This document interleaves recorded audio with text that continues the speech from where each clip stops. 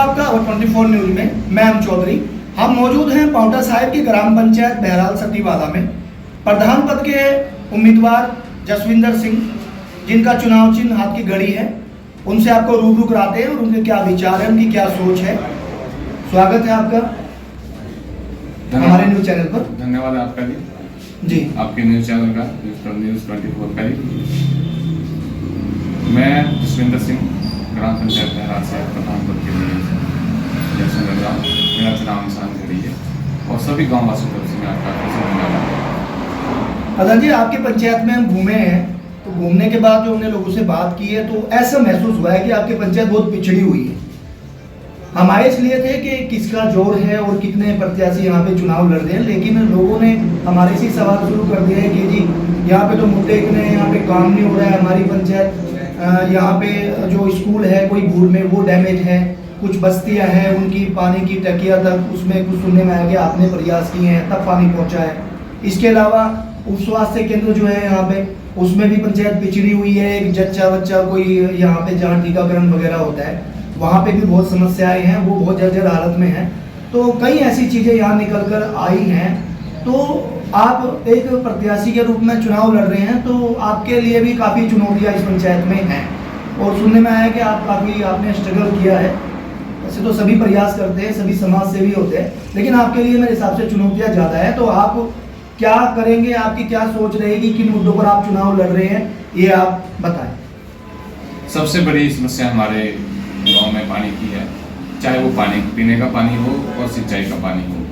गांव बहराल में कुछ एरिया ऐसे हैं जहां पे पीने के पानी की समस्या है। बोर्ड का एरिया हो गया, निचला एरिया हो गया और गांव का एरिया हो गया। यहाँ पे पीने के लिए पानी पर्याप्त नहीं है, टंकी सिर्फ एक है। हमें और टंकियों की जरूरत है, जो टंकी हम आगे बनाने जा रहे हैं।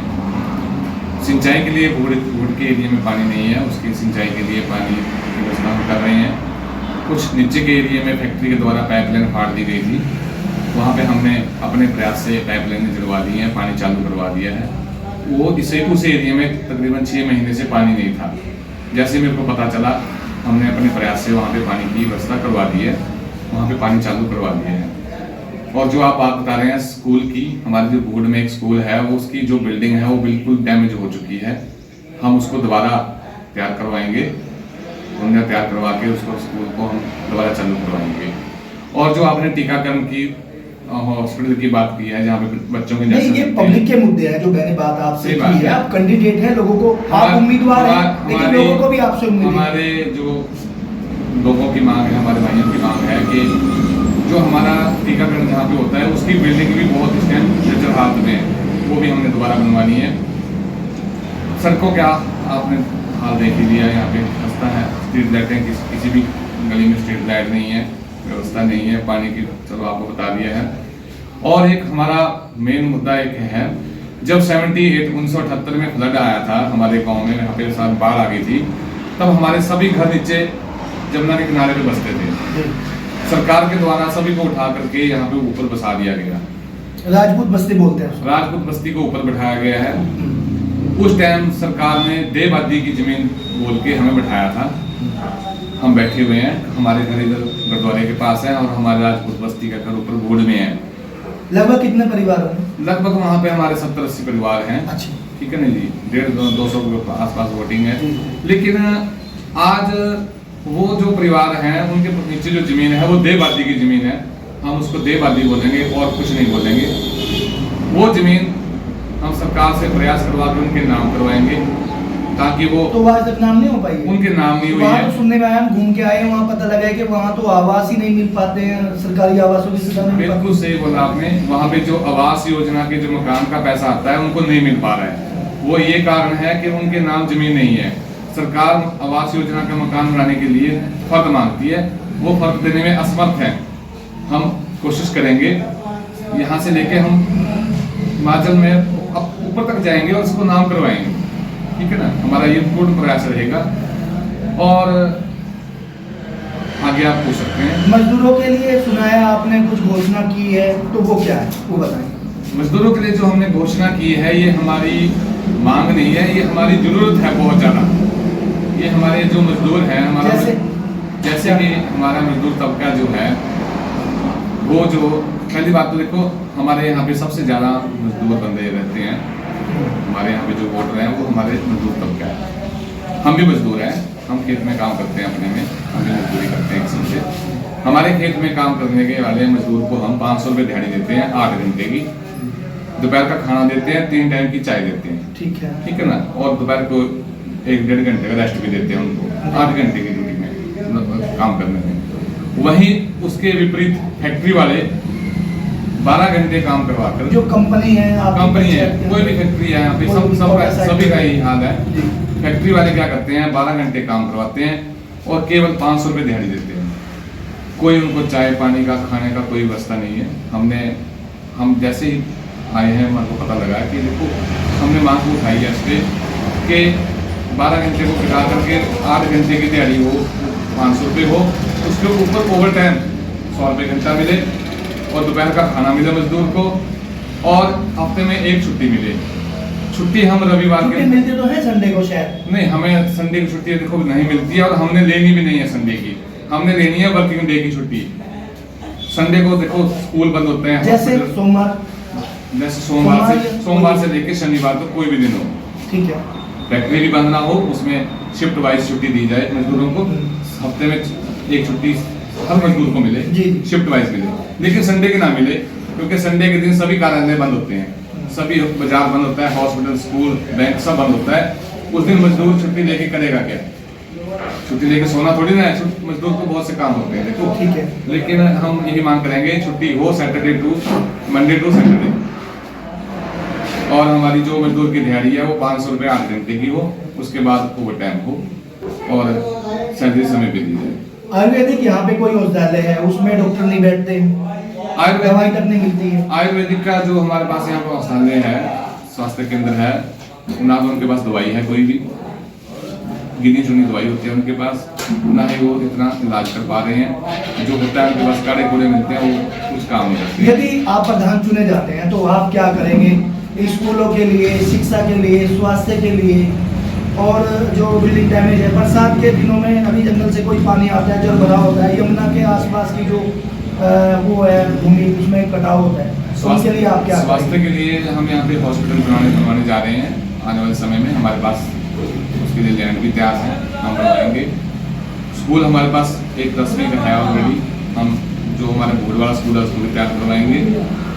और जो आपने बात की कि जंगल का पानी आता है, उसमें हमारे कई घरों में पानी बरसात में घुस जाता है, उसके लिए हमें डंगों की जरूरत है, डंगे भी दबाएंगे। हमने इस बार बरसात में मशीन से पानी रुकवाने की कोशिश की थी, बहुत ज़्यादा हमने काम भी किया उस पर, लेकिन आगे उसमें पक्के डंगे दबाएंगे। ये जो आपके प्रयास रहे हैं, ये बिना प्रधान रहे हैं, एक समाज सेवी के रूप में आपने ये प्रयास किए। मेरी हमेशा ये कोशिश होती है कि हमारी जो जनता है, हमारे भाईचारा है, उनको परेशानी ना हो।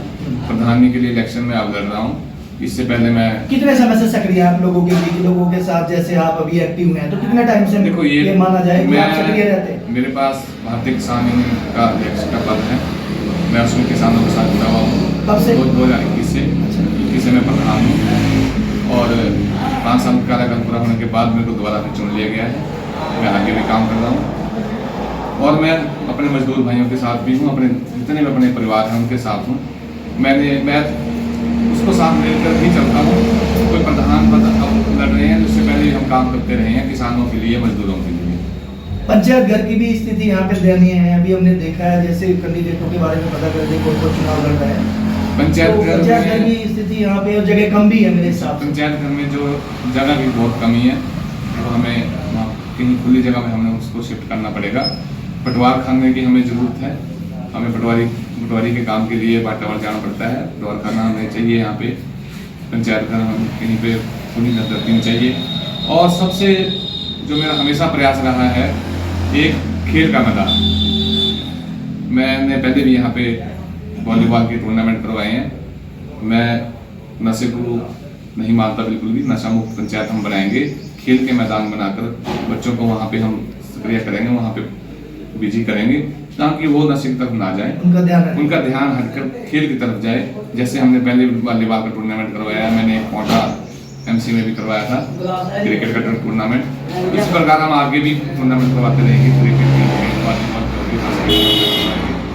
तो हमारी कोशिश यही है कि हमारे जो भाई हैं उनको काम सभी को मिले, अच्छी दिहाड़ी मिले। जो हमारे बच्चे हैं उनको स्वास्थ्य, शिक्षा और खेल के लिए जो भी हमारे से प्रयास होंगे हम ज़्यादा से ज़्यादा करेंगे। झूठा वादा यहाँ कोई नहीं करेंगे।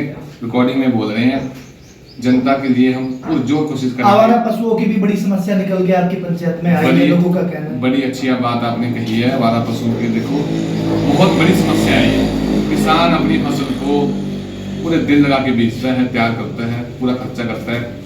आवारा पशु जब उसके खेत में घुसते हैं वो सारा नष्ट कर देते हैं।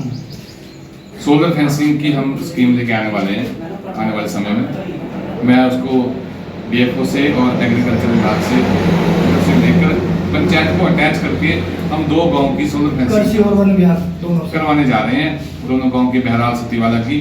मेरा गांव वासियों से निवेदन है कि मेरे को मौका दो, ये हम करके दिखाएंगे।